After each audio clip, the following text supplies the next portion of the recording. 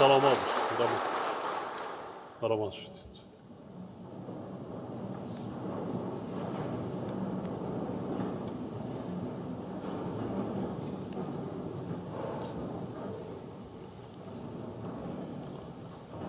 محترم اعضای مجلس ملی و وکیلان مجلس نمایندگان هموطنان عزیز،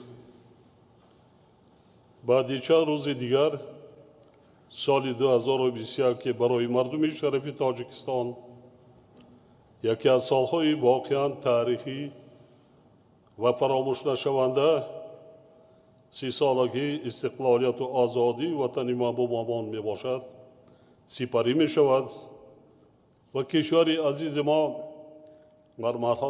مرحله نوی رشد و ترقیات خود وارد می گردد. با افتخار و قناعتمندی ابراز می دارم که دوران صاحب استقلالی برای مردم سربلند ما دوره سعی و کوشش های وطن دوستانه و زحمت و تلاش های سازنده به خاطر حفظ استقلالیت و آزادی تاجیکستان، پیشرفت دولت و آبادی وطن به حساب می رود. این رقم ها را شما مقایسه کنید. به مردم درست فهمونید. من اشاره کردم 1,400,000 oile 138,000 گکتار پایانتر میگویم با شما خودتان مقایسه کنید.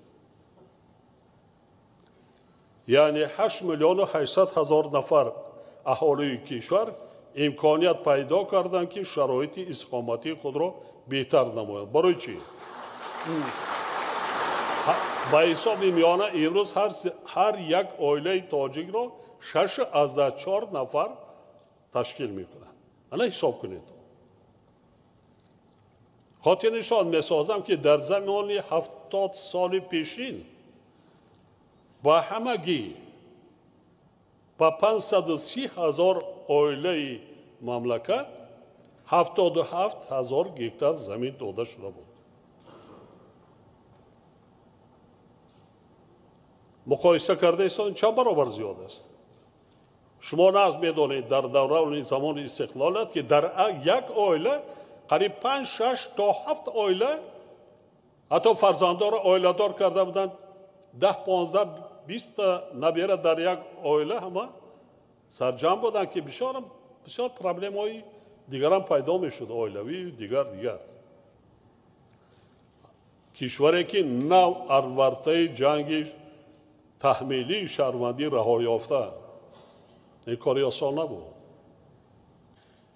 در 30 سال استقلالیت دولتی 3240 مؤسسه نوی تعلیمی برای 1,400,000 خواننده ساخته و استفاده داده شد.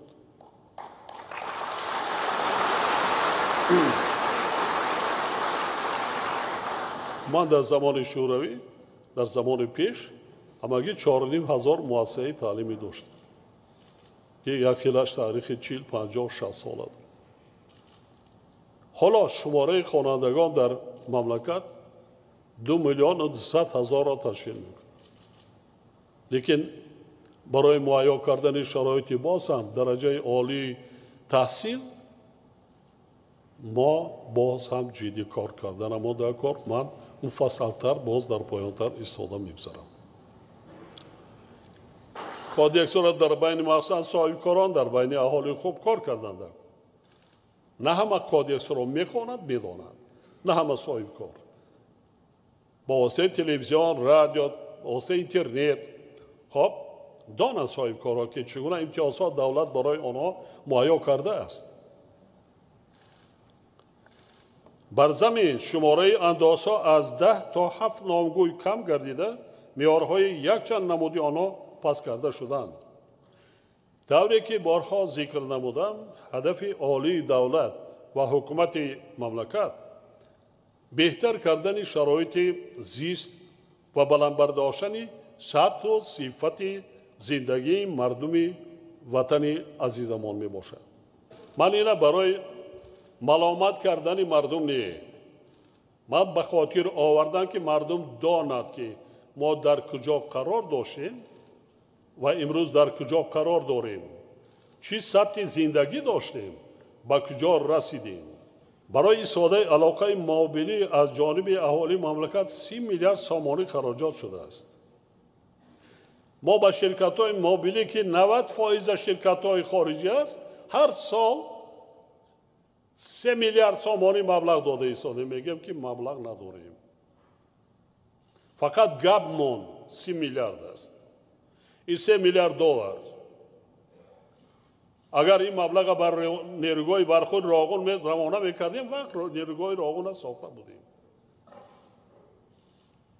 3 میلیارد این پولی کم نیست. این از کیسه مردم برآمده است.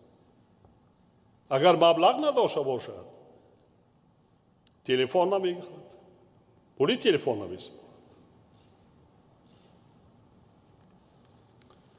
ما مدنیت استفاده برای تلفن موبیلی را دیدم مادر خرسندی زیاد نکنیم. آینده پرابلم های سلامتی پیدا میشه. بینیاد جدی مخصوصا سرطان معاینه سر و دیگر کسانی ها اینا یگان کس پنهان کرده نمیتواند.